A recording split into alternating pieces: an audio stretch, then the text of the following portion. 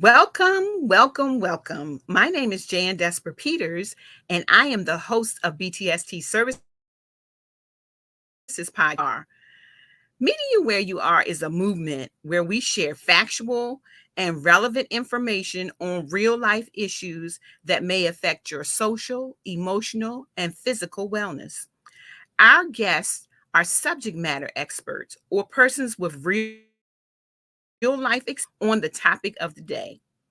Though the topic may not resonate with you at this moment, we are confident that the nuggets we're going to drop will be tools that you may use in the future to inspire, transform,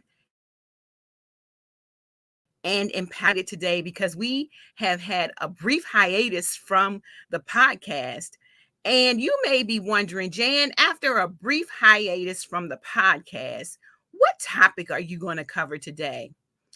And when I say COVID, you may say, well, I'm tired of hearing about COVID. I'm tired of masks. I'm tired of hearing about vaccinations. I'm tired and I'm all zoomed out. But let me tell you, COVID-19 is still a real issue for us, especially in the most marginal and vulnerable communities. And it's still a very relevant topic. And I'm excited about our guest because not only is she a physician, but she's a researcher. And she's spent a lot of time over the last 2 years helping to do research around this issue, especially for people of color, and to dispel myths for healthy space. And so, without further ado, I'd like to introduce to you my guest, Dr. Sherita Golden. Dr. Golden hails from DC and Maryland. She is a physician currently serving as the Hugh P. McCormick Family Professor of Endocrinology and Metabolism at Johns Hopkins University.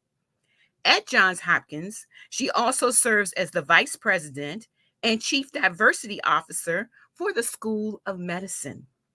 Dr. Golden completed her undergraduate career summa cum laude at the University of Maryland, College Park. Go Terps. That's my Go alumni. Terps. Yes, go Terps. And later received her medical degree from the University of Virginia School of Medicine, where she was the first African American to be awarded the C. Richard Bowman Scholarship for Clinical Excellence. She also received her Master of Health Science degree in clinical epidemiology from the Johns Hopkins Bloomberg School of Public Health. Dr. Golden completed her internal medicine residency at Johns Hopkins Hospital and a fellowship in endocrinology, diabetes, and metabolism with the Johns Hopkins University School of Medicine. Excuse me. Dr. Golden has had a successful career as a physician scientist focused on diabetes, epidemiology, health services research, and disparities. She remains dedicated to addressing systemic racism in healthcare, and her contributions to the field of diabetes research and to inclusive hiring practices have made a lasting impact on our community. Welcome to the stage, Dr. Golden. Thank you for having me, and it's great to see you again and to partner on another project. Absolutely, absolutely. It's always a pleasure, always a pleasure. And I love the Black woman magic that's about to happen on this screen right now. When I opened up Dr. Golden, I was sharing with people. I know some people don't want to hear about COVID anymore. They think after 2 years or 2.5 years, I'm done. I'm through with it. I don't want to hear anything else about it. But I just want to know, just step back in time for me, Dr. Golden. Where were you in March 2020? And you probably realized it before that as a researcher and physician that we were in a state of emergency. I would say I realized it the last week in February of 2020 because what I began to notice is that there were meetings that we typically have in some of the larger conference rooms around our hospital. And the first week in March, those meetings got moved to other locations because they were setting up the incident command center in the large Mhm. conference rooms. And normally we set up an incident command center when there's a big snowstorm or a hurricane coming or something like that. So I was like, that gave me pause as we were listening to the news. But then in March, I distinctly remember where I was when the pandemic was declared. My husband and I were unfortunately attending a funeral in Atlanta, and we were on Interstate, 75, going to see, our family, friends, and it came across the radio that they have declared that COVID-19 is actually a pandemic, so now global. Mhm. And shortly after that, our HR leadership team had to convene because there had been a decision in Maryland that the following week schools were going to close for 2 weeks. So suddenly was like all of our meetings and conferences got canceled. You couldn't have more than 10 people in a space. And we had to figure out how were we going to send like the majority of our workforce home to work remotely while they were also managing their children who were not going to Right, be in exactly. school.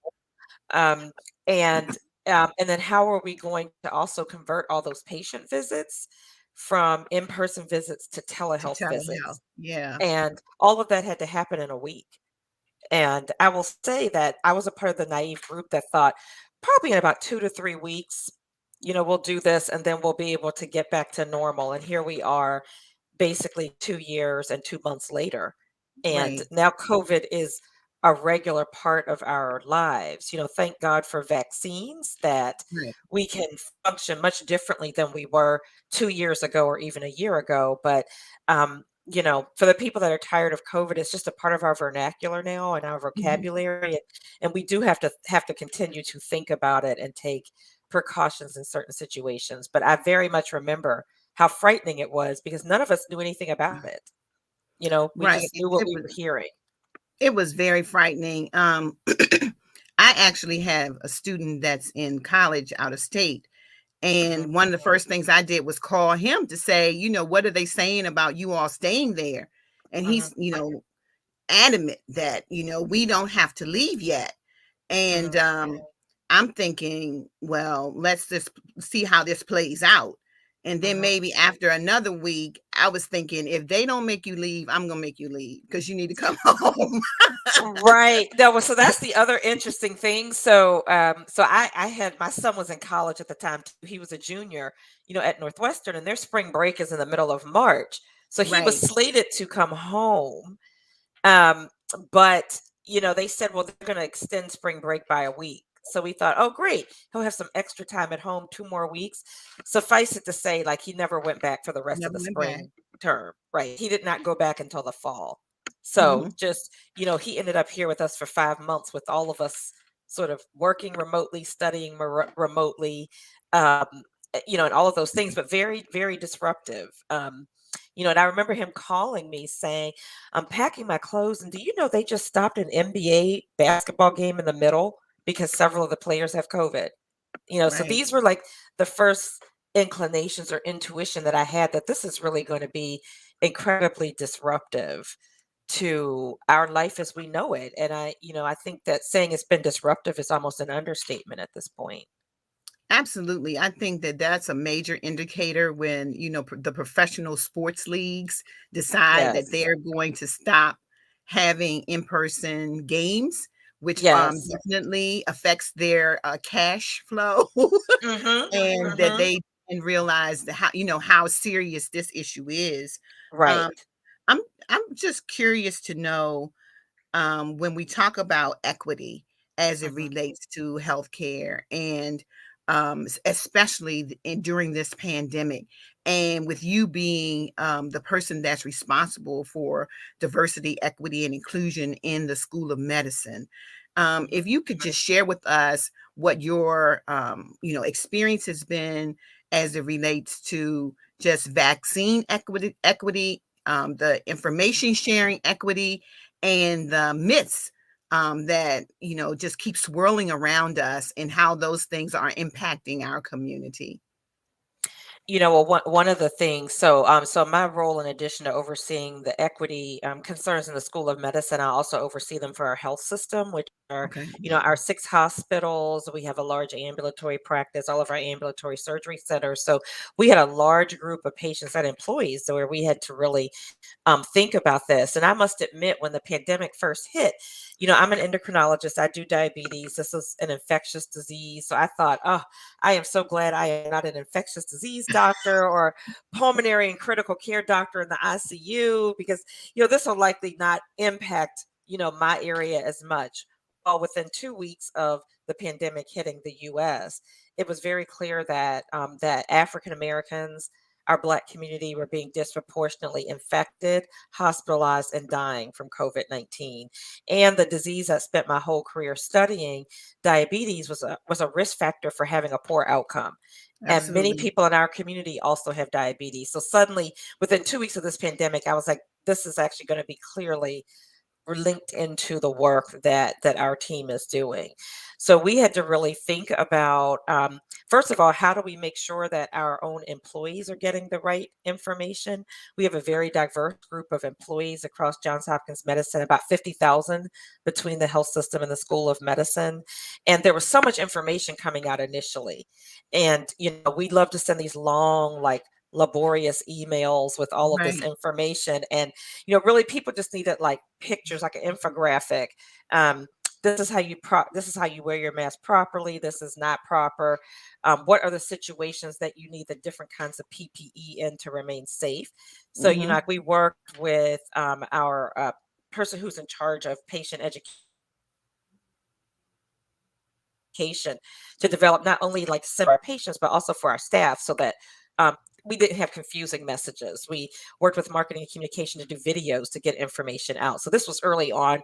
How do you put on and doff and don, put on and take off your PPE? And remember, it wasn't just that we had to protect the doctors and nurses, it was all the staff. So in order for our Right. hospital to run, it's our environmental service workers, patient transport, Absolutely. security, food services, facilities. So this was everybody, that was at risk. So what our office really worked is to make sure that all of those populations who were sort of like our non-clinical frontline staff, who are critical to our operations, to ensure that they were getting information about how to maintain their safety, both inside and outside of the work environment. And then we had to really think about, how do our folks receive messages? So Right. again, we have some beautiful websites, and but everybody doesn't go to our website to get information. And so that, I always joke that this has been a pandemic of misinformation as well. So we had Mm-hmm. to really get the right information out. So we did this in several ways. So one of the first things we did was, we convinced our executive leadership to support a sound truck in partnership with the NAACP and several other community-based organizations in Baltimore, because it was April. People were starting to come out because it was warm, and they were, hanging out in groups outside. And we really needed people to socially distance, make sure they were washing their hands, and wear a mask. So we supported a sound truck that had a banner that said just that. And Mm-hmm. the messages being blared from the truck were local celebrities in Baltimore who were the voices. So Okay. that's going to be listened to more so than, me as a doctor coming and saying, this is what you should be doing. So that was like one of our first, projects, because we're like, our folks like to hear messages. It's like the ice cream truck that used to come into the community. Right. It was that kind of concept really resonated with the community. And I'd like to then, drill down on that just a little bit, yeah. Dr. Golden, in relationship to what, when people think, whether you are from Baltimore or from Maryland, even most people know Johns Hopkins, the Hmm. university, the hospital, and you Yes. just said, the number of employees that the system employs. And a lot of those people, whether they be on the environmental services side or the healthcare side, they Mhm. were in positions where they couldn't work from home. I was fortunate enough Correct. to be a person who could work from home and still get Mhm. paid. You're Yes. talking about people who, in some instances, are in a Mhm. lower paying position who really need to work. And then they Yes. have to come home into an environment where they may have older parents or even grandparents and Yes. young children. And they Mhm. still have to maintain a sense of safety in order Mhm. to not come back and bring the COVID into the home, but also stay well enough so they can continue to work. And I was just wondering Yes. what that dynamic looked like for Johns Hopkins as an institution being Mhm. sensitive to that. Yeah, so that was a huge issue, and not just for us, but for many organizations and companies. And herein lies the disparity because of what you Okay. just said. So, for certain people, they could work at home and work remotely, still get paid, manage their family. But if you are a part of that clinical or non-clinical front line, you had to physically be there. And so, if you think about the industries that many African Americans, Hispanic Americans, and others are engaged in, it's food services, it's retail, it's transportation, it's environmental services. All of those were considered essential during the Hmm. pandemic. So here we had a very high risk group of individuals who were considered essential, who had to go into work and risk exposure. But Hmm. then, because of longstanding, policies that have led to housing insecurity and the like, many of them are living in crowded multi-generational housing. So if one Absolutely. person got COVID, then it was spread very quickly to others. So Hmm. that was a real issue. So one of the things that we had to impress upon all of our staff is that they had to be really careful in the community setting, because Hmm. most of our healthcare workers who contracted COVID in our organization was not at work from COVID patients at work, because they had the proper PPE and all of those protections, but it was in the community setting, Yes, where you had to be absolutely. You careful with had the to be. masking Mhm. and, going home or going to a restaurant. And even when masks were required in restaurants and they had decreased the number of tables in a restaurant, you still have to take your mask off to eat. So, those are the kinds of things where, I mean, we didn't eat in a restaurant for like a year and a half. And, Mhm. I think the first time I went, I tried to put the food through my mask and realized that was not effective, right? Right, right, right. That's not gonna But work. that's not going to work. But the point is that the highest risk to many of our employees, particularly our Black and Brown employees, was in the community setting, because they lived. Some of them were living in disinvested communities where, again, it was hard to socially distance if you're living in a household with more than one generation, and they were not in jobs where they could stay home. And then there are also some people are employed in jobs in the service sector where they don't even have paid sick leave. So Right, that exactly. means time off means that there's no money. And then it's like, then how are we going to then feed the family? So that was a challenge for many of our undocumented immigrants, because they Mhm. were in jobs, a day laborer, or literally they're just getting paid cash. There's no sick leave. There are no employee protections. So those are some of the kind of policies and things that, we want to make sure we're addressing those Right. things moving forward. So if we ever, God forbid, find ourselves in a similar scenario, that there are more protections for some of those most vulnerable employees. Just wondering that when you were talking about the mask, Hmm. I'm very um focused on this mask, right? I have several in my car, I have Hmm. one in my purse because I've so many times walked to that door of a store or something and realized I don't have a mask, but I always have one in my Hmm. purse. I'm prepared. Hmm. And when I walk into places that people are, and this is not to hopefully doesn't sound judgmental, it almost puts me in panic mode when other people aren't wearing a mask. And Hmm. so I'm thinking, even in a healthcare setting, there had Hmm. to be people who were saying, I'm not going to get vaccinated, and just Hmm. wondering, Hmm. was that something that how did your institution handle that? Was it something Hmm. that was mandatory as it related to working for Johns Hopkins, whether it be the university or the hospital, Hmm. that you made, not you personally, but the institution made as a policy? Yeah, so initially vaccines were not required. So they were highly encouraged. So they rolled out December of 2020.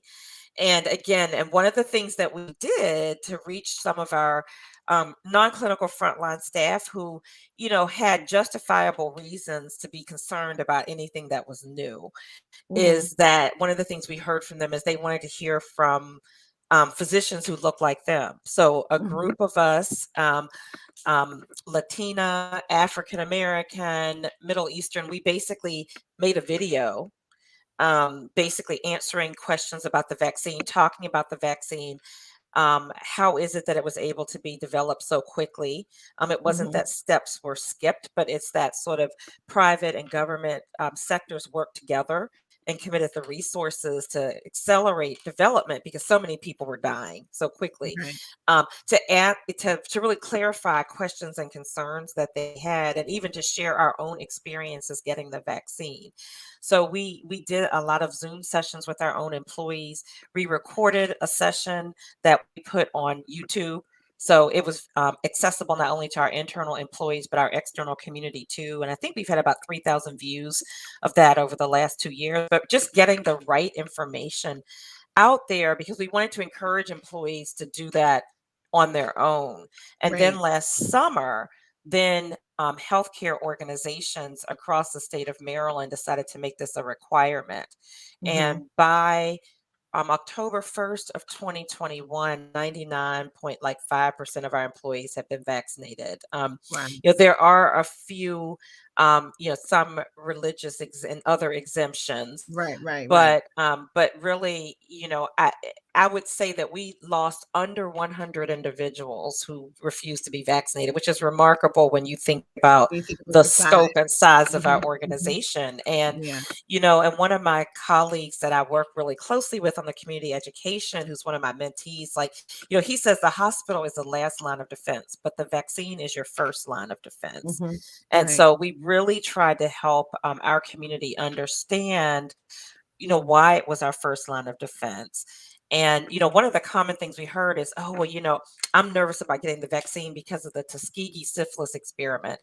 So That was my gonna argument, be one of my questions to you because, yes, people say that, and of course, they make association with the Henrietta Lacks story as well, yes, especially yes, if you're, in Maryland, and now it's an yes. HBO special, and, there's Correct. a book, and so, Right. I just want Yeah. you to share about that and how that's not comparing apples to apples. Right. So one point about Tuskegee in particular is that that was a public health services funded study in which treatment for syphilis was withheld from the gentleman in Tuskegee who had syphilis. So the idea is they wanted to look at the natural history of syphilis, Mhm. and so that ended up meaning that many of these men ended up having disabling complications from syphilis because they weren't treated at a time when penicillin was actually available as a treatment. So treatment was withheld in that Exactly. situation. It's not that they were given something experimental, but treatment was withheld. And then part of the reason that the Tuskegee experiment could happen, that Henrietta Lacks's cervical cancer cells could be harvested and used in science and research without, her, Her consent. knowledge or consent Mhm. at the time, is because there was a dearth of Black physicians to really protect our communities from those abusive practices. And so Mhm. that now, though, there is a reason why there are protections for human subjects in research. You have to consent to participate in any research study, and you can refuse to participate. And there's also consent for clinical care. So when you go into the hospital, you are consenting to having things done to you, and you can refuse to have certain things done. Right. So that Absolutely. has changed and evolved because it wasn't just the Black community that was subject to those abuses, but people with disabilities, intellectual and physical disabilities, those who were institutionalized with serious mental illness, prisoners, many groups. Were Mhm. unfortunately subject to some of those similar abuses. So now we have protections in place to avoid that. Right, and And I'm so sure what that those go ahead, finish your Yeah, and I thought. was gonna say, so what we don't want to do is sort of allow things in the past that have changed to prevent us from being the most healthy in the current and the future. Right, right. So, I was just gonna say that, when you think about this particular topic and you're, just to go back just a step about, when you were talking about, the reason that we were able to ramp up so quickly for the vaccination. And people say, they read various things and they say, oh, vaccinations take years, decades. It's no way Mhm. they could come up with something that's going to be effective. And they're just Mhm. experimenting on us kind of thing. Is Mhm. that COVID is not new, and that's why it has that number behind it, Mhm. because it's the very Mhm. a version of COVID that Mhm. caused this kind of worldwide pandemic, and that Mhm. there have been researchers working on a vaccination for COVID, and like you Mhm. said, there was so many resources. I mean, the government just kind of just had a wheelbarrow, if you will, or maybe even a dump truck full Mhm. of resources to Mhm. address this issue, because so many people were dying and they Right. almost had to do it that way. And so I'm Right. happy you brought that up, Mhm. because I think people need to know that this is not something that it was like, oh, we have Mhm. COVID now, let's start researching it and come up with a vaccination. Right, right. And the one thing to point out is that technology. So the two of the vaccines, the Pfizer and the Moderna vaccine, use their mRNA vaccines, and so that mRNA technology had been developed and researched for about 10 years for the sole purpose of being able to quickly produce a vaccine if we ever found ourselves in a situation like this. So Hmm. you may remember there was like the MERS, the Middle Eastern Serious Acute Yes. Respiratory Virus, and there were a couple of close calls. And so, because of that, the idea was if we are ever in a situation where we're in a pandemic, we will need to quickly produce a vaccine. And you can do that much more quickly with an mRNA vaccine compared to some of our traditional technologies. So, that technology was not new in a sense, but this was the first time that we had been in a situation where we needed to use it. So it was available for that, and that mRNA technology is now being considered for vaccines against other kinds of chronic diseases. Just Absolutely. as an FYI. Um, and then in terms of like the reason it could happen quickly, so it's because that kind of technology enables you to quickly, once you know the sequence of that virus, then you can create the mRNA to then have a vaccine that can be effective. And the other thing is that normally, when we're doing vaccine trials for other diseases that aren't nearly this deadly, we do like the first phase where we test it out in a small group of people to look at its effectiveness, and then we do a phase 2 clinical trial, and then we do the large phase 3 clinical Hmm. trial. So normally, like you do them in sequence. You do one, look at the results, analyze it, then you go to the second, then you go to the third. Well, we didn't have that kind of time. People were dying Exactly. thousands of tens of thousands. So Hmm. once it looked like phase 1 looked promising, they immediately started phase 2. And when phase 2 looked promising, they immediately went to phase 3. So they were Hmm. happening almost in tandem. Right. And the companies decided we're going to put up the millions of dollars. And essentially, if those vaccines had been ineffective, they would have lost all their money. But the Right. point is because so many people were dying and this was so devastating that it was Right. worth the You had risk to of take that the risk. investment. Yes. Yes, yes, yes. Dr. Golden, I would like for you to share with our listeners. I know that the numbers are pretty low as it Mhm. relates to Black and Brown people participating in research studies. You just kind of shared with us the progression. COVID aside, the Mhm. numbers are still low, and Mhm. how important it is for us to participate in those research studies. I'm thinking, and I'm not a physician, but I'm thinking Mhm. that various drugs and medications affect people of different ethnicities different, and that it Mhm. is beneficial for us to have a diverse spectrum of people to participate in those studies to Mhm. see how those drugs interact with our physiology based on our Mhm. ethnicity. Just wanted you to share a Mhm. little bit about that, if you would. Yeah, so absolutely, they really can't come up with the effective treatments for us if we don't participate, in the research studies. And again, because there is informed consent now and there are protections for human subjects in research, like really as a research study participant, you're controlling the narrative and what happens in that particular sense. And you're right, most of the data that we have on treatments and therapies are based on mostly white male populations, Mhm. European populations, not people of African descent, not that many people of Asian descent, not of Hispanic descent. So it is really critical to have that diversity in the clinical trials. And that's where the vaccine trials really were effective in recruiting diverse populations. So, in the Moderna and Pfizer trials, it was somewhere about anywhere between like 10 and 15% of participants were Black. And these were huge trials, like 30,000, 40,000 people. About a quarter were Hispanic. So again, like really trying to make sure there was diversity. So what things that were done during COVID to ensure participation of diverse communities needs to be included in other trials. But then, like Mhm. you said, we have to be willing to be participants because basically, in some senses, we're making sure that the future of medicine is relevant for us. Right, right. And so I appreciate that. Also want to have you comment, if you will.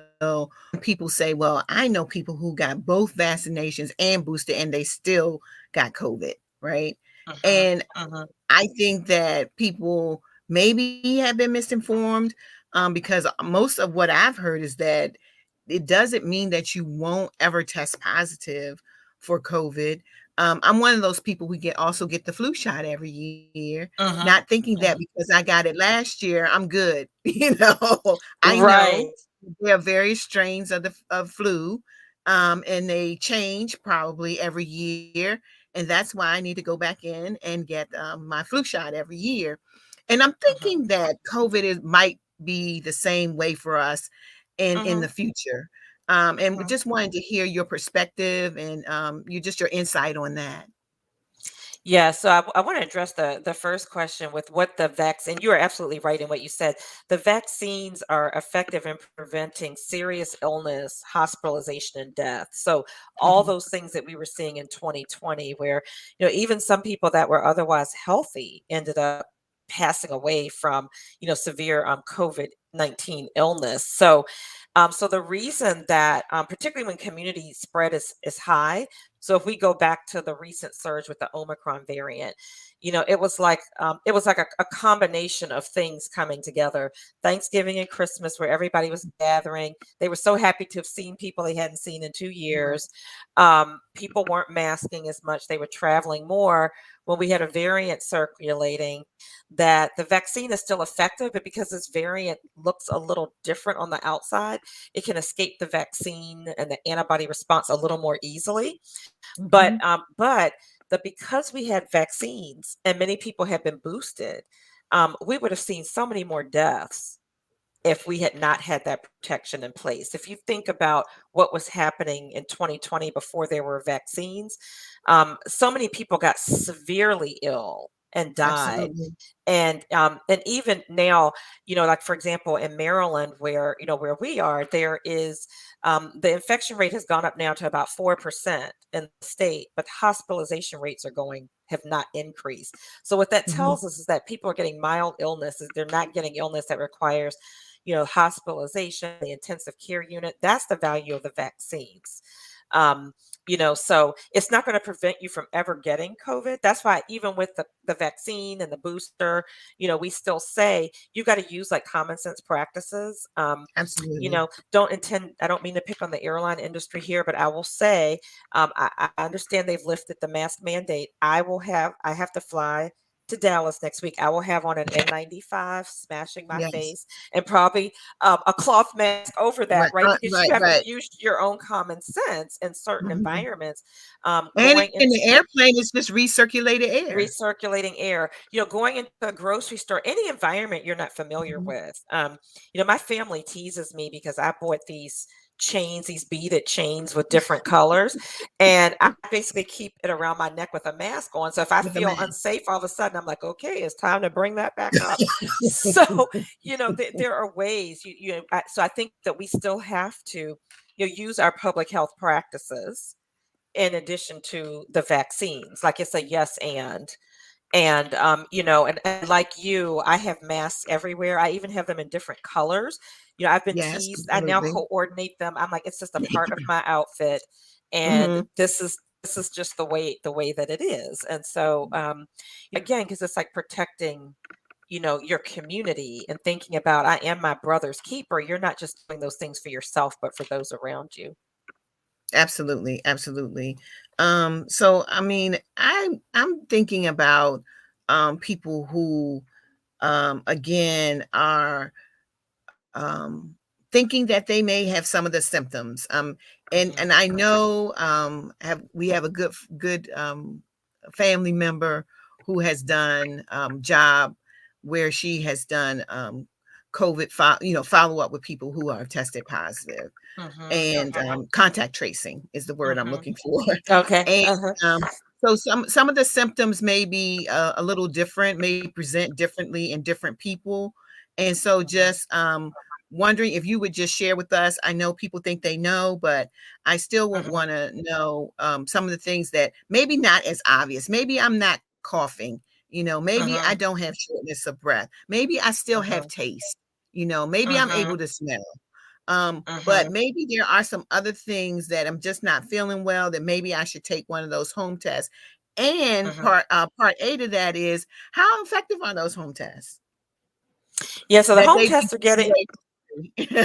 Yeah, that they give away free, right? I mean, so here's so I'll answer the first question, then the second. So, Okay. so the obvious symptoms, obviously, like people coughing, having a fever, shortness of breath, are the traditional symptoms. But it can be like a runny nose and post nasal drip. I mean, so right now it's allergy season and Mhm, pollen is just everywhere.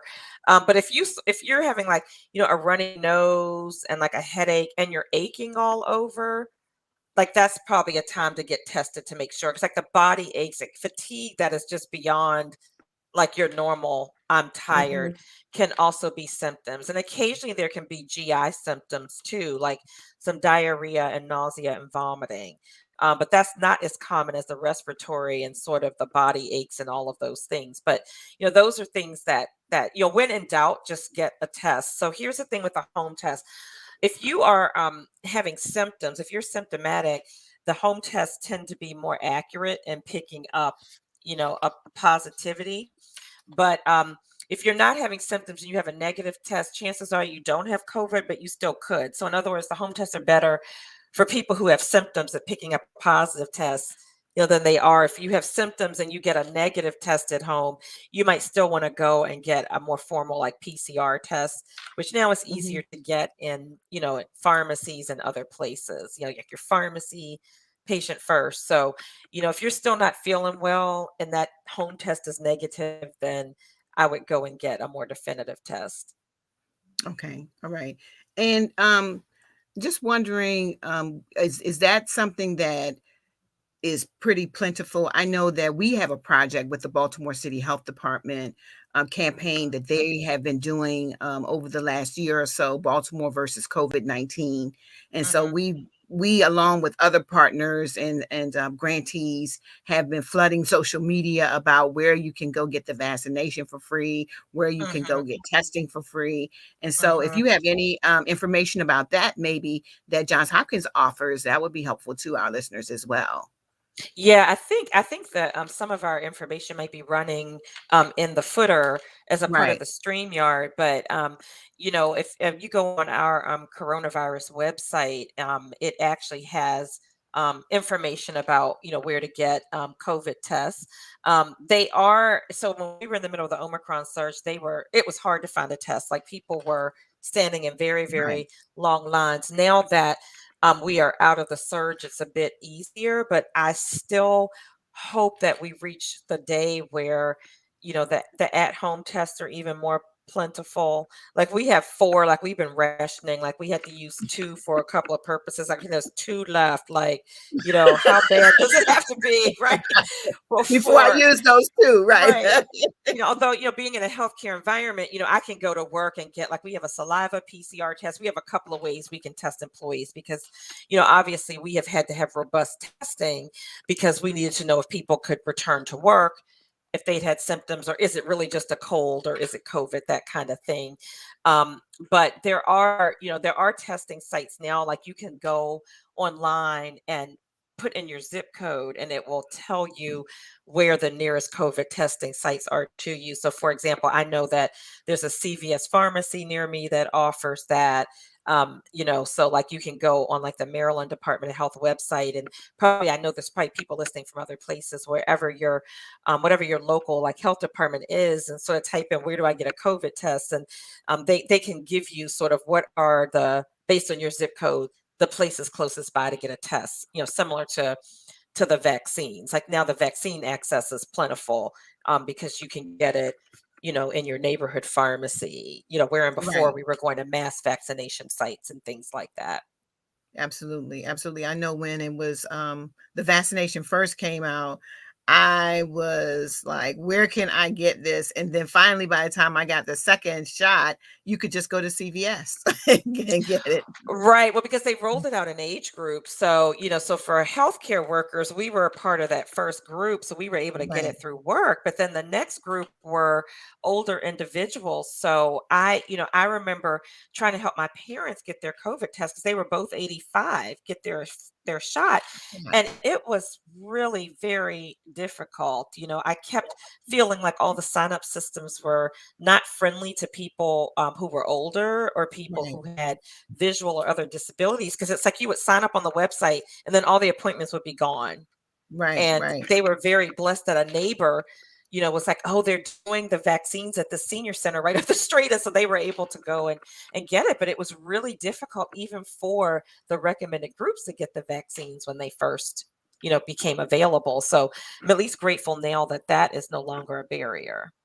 Right, because like you say, even though they were at no charge, some wanted to see your insurance card, and Right. then as you said, there would be appointments available at these places, but they would all fill up. And then some of our older senior saints, if you will, aren't Hmm. as technologically savvy, so Correct. really don't don't interface that much with the computer or even know how to do it from a phone. And so Right. I'm so happy that a lot of that has changed. But as you know, and being in this space, there's still issues around inequity as it Hmm. relates to that.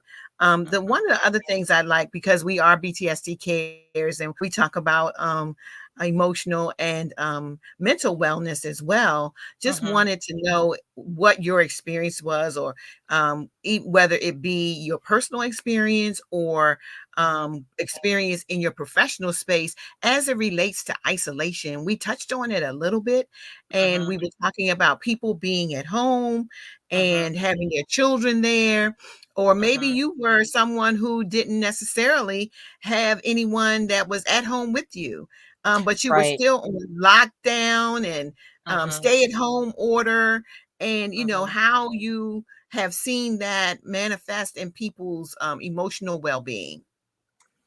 Yes, it's had a tremendous impact on emotional well-being, and I would say for the isolation, particularly for older individuals, and also for some of our young adults, was really incredibly difficult.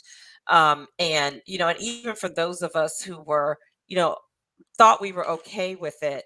I must admit, a couple of my work conferences started up again in person, like in the last few weeks, and I was like, seeing human beings in the flesh, even if you're masked, is like magical, Right, right. because there was so much time, and so there is that connectedness that the isolation was necessary for the safety, but it did really impact people's mental health.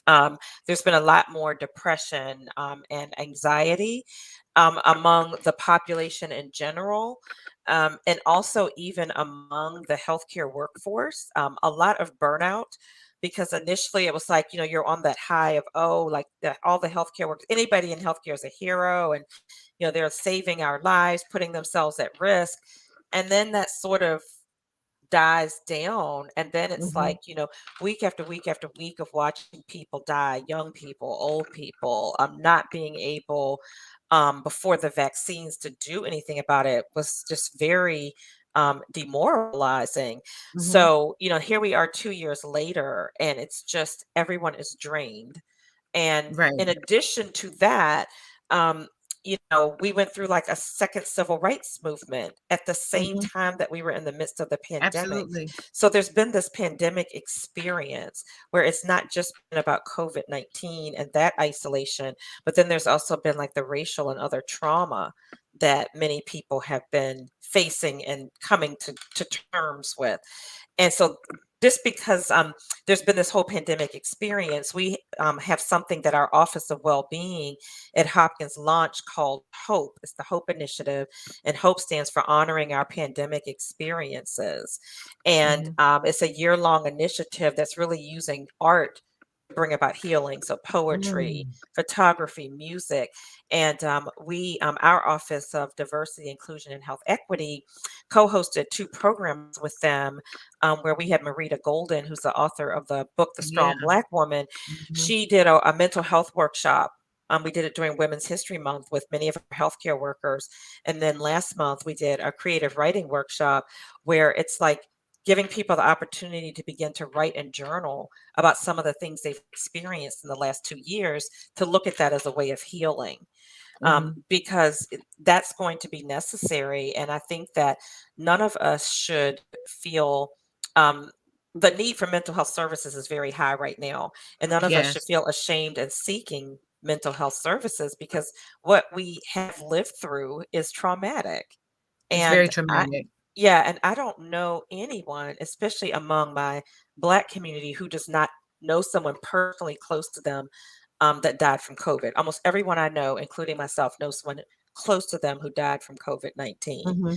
Mhm. And, worrying about your family, worrying about yourself has been incredibly traumatic. So, my hope is that people, first of all, allow themselves space to say, you know what, I feel like my brain hurts because of Mhm. all that I've been through. My heart hurts, and really seek those mental health services. Because if Right. our blood pressure were elevated because of the pandemic, or our blood sugar, we would never think of not treating those. Right. So Right. we We would shouldn't not. think about that with our mental health either. Yeah, I was actually on a call yesterday with some mental health professionals, and we were talking about some activities we were going to have this month, which May is Mhm. traditionally Mental Health Month. Yes, it And is. one of the persons was a psychologist, and she said it's interesting how dismissive some people are as it relates to mental health, because if you had a toothache, you wouldn't tell people, "Well, just pray about it, it's gonna go away," or Right, don't think about it, it's gonna right, be all right. You would say, "Did you see a dentist? Or maybe you should go see a dentist." And the same right. thing with our mental health, the same, kind of thinking goes into that. And as a Hmm. person who's worked in this space for a long time, I always tell people that, it really is a sign of strength to say I need help. Yes. I think I need to talk to somebody. Hmm. I was Hmm. sharing about even my son, and how in his work environment he was not able to work from home. He's in the Hmm. IT field because I Hmm. guess all of the equipment that's actually on site, Hmm. and how he started feeling a certain kind of way because he works 12-hour shifts and basically in that space by himself for 12 Mm, hours, right? yeah, very Himself. And he's isolating. very Mhm, gregarious and outgoing, and kind mhm, of person who just really likes to have family and friends around him, and mhm. how that can impact you when that's not happening, and it's Right, something that you again need to do because that's your job, and you need to maintain your employment so that you right, can get a check. And so we don't right. think about those things as much. And I'm so happy that you kind of co-signed that Mhm, we need to really take seriously the fact that this has impacted our mental health.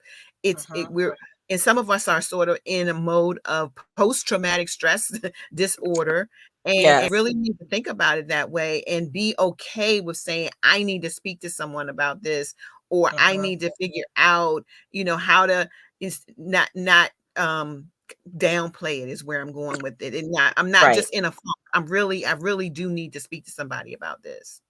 right. No, and it's interesting. I would say that I have rarely had a good night's sleep in the last 2 years, because at one point Wow. I began having nightmares about being in a store and not being able to find my mask. Mm. Or, one that I had recently, and some of this is so crazy, but it just shows you like it's there at the surface that I was in this dream. I was in a store somewhere. I couldn't find my mask. I said, "Oh, I know I have one in the car because like you, I keep one in the car." But then when I went out to the parking lot, somebody had stolen my car. So I'm like Oh running my around in the goodness. parking lot and I woke up like in a cold sweat. And, so Mhm. the reality is these things have been impacting us. And even though we may think, okay, I've adjusted, I've gotten used to it, it's still there. And it will take us a long time to recover from that. And that's okay. And I Yes. think speaking talking about it is a good thing. And I'm a member of the Baltimore County Alumni Chapter of Delta Sigma Theta Sorority Incorporated, and we Mhm. actually had a mental health symposium over the weekend, and it was called, we had titled it The Mental Health Fallout of COVID-19. And we Mhm. had, psychiatrists and psychologists really sharing, sort of recognizing signs and symptoms, where and how to seek culturally appropriate, mental health care. So all of these things are really important for our community to talk about and not keep it as taboo. No, and I think that one of the things that we're both saying is that we need to give ourselves some grace, Mhm. that we've been through Absolutely. something in our lifetime that maybe some people have never been through. Mhm. And hopefully it'll be a long time before we have to go through something like this again. But Mhm. we are human. We Mhm. are, have emotions. We have feelings, and when you're in a space where, like we were saying, so many people were dying, and we Mhm. were in spaces where we could not even celebrate those deaths, or Right. we were in spaces where we could not even go to the hospital room and hold their hand while they were transitioning. So all of Yes. that, of course, is going to have an impact on us. And so, Mhm. listeners, Mhm. I want you to know you must give yourself some grace in this space, and reach out for help. I want to say that BTST Cares is connected to an outpatient mental health clinic, BTST Services, and btstservices.com. You can go to that website to identify a resource. You can also always reach out to organizations like the Black Mental Health Alliance, who does resource and referral.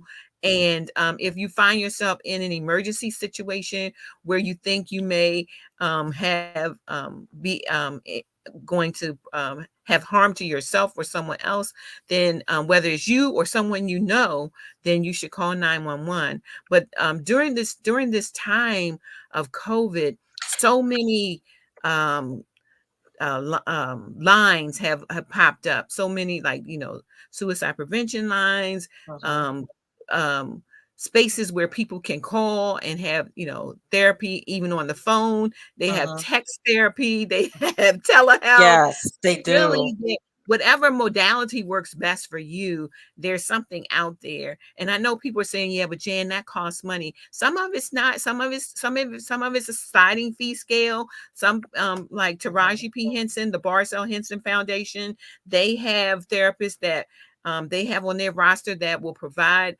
little to no cost for therapeutic sessions. And so, yes, as professionals, people need to get paid for their services, but there are alternatives out there too. And so Mhm. I just want to let you know that as well. No, it's So, very, very important information. yes, yes. So, Dr. Golden, as we wrap up, I'm gonna do what I call my lightning round. I'm just gonna say one word, and then you kind of tell us the first thing that comes to mind, and then we'll bid you a fond adieu. And thank you so much for being our guest today. So, my first word is mask. Matches the outfit, but worn properly, pinching the nose. It is an important line of defense, so make it not your enemy. Okay. All right. What about hand washing? Hand washing is very critical because I realize I have not been sick with anything in 2 years because of hand washing and masks. So I'm not interested in even having a regular cold anymore. So um, Right. always have the hand sanitizer with me and hand washing. Okay. All right. Okay. And what about equity? equity is a part of my core mission and really drives all of my work. And really, for us to achieve equity, then we've got to make sure that we're giving those who are the most disinvested and marginalized the best opportunity. So that means that we need to do more to bring them along. Okay. And when I say future, So I have hope for the future because I look at the current generation of young physicians and healthcare providers and training, and just looking at the younger generation in general, my son's generation, and they have a much different view of the world and of inclusion and equity. And so I have hope for the future that they are going to continue to propel us forward further into this journey. I appreciate seeing you again. I hope that our Great to next see you. partnership collaboration endeavor will be in person. I'll be sure to wear my mask. Yes. Um, I don't want to traumatize you at all. Oh, no, I'm fine. In some circumstances, Right. I do take it off when it's safe, but, Right. yeah, it I depends. want I want to be someone that can come back to you over and over again. I just want to shout out our mutual aunt, Eloise White, who made Yes, this Aunt Lou. course. Yes. Yes, and my very, very dear sister, Larice White Wolf, Yes. who is her daughter, but also my sister. Um, Yes. Yes, a absolutely. sister from another mother, but my sister just the same. And to my assistant, Dominique Vargas, who has been our producer today, and Gloria Collier as well, who's working on this Baltimore versus COVID initiative with Larice White Wolf. And I just want to encourage you, if you're watching this and you have the opportunity to share it, I think Dr. Golden dropped some great nuggets for us. And please watch it again because there may have been something that you missed that can help you in the future. So for now, I'm just going to say, I hope you stay safe and that you stay healthy and that you will follow BTST Cares on our social media, on Instagram and Facebook at BTST Cares. So until we meet again, I hope that you have a wonderful, wonderful day.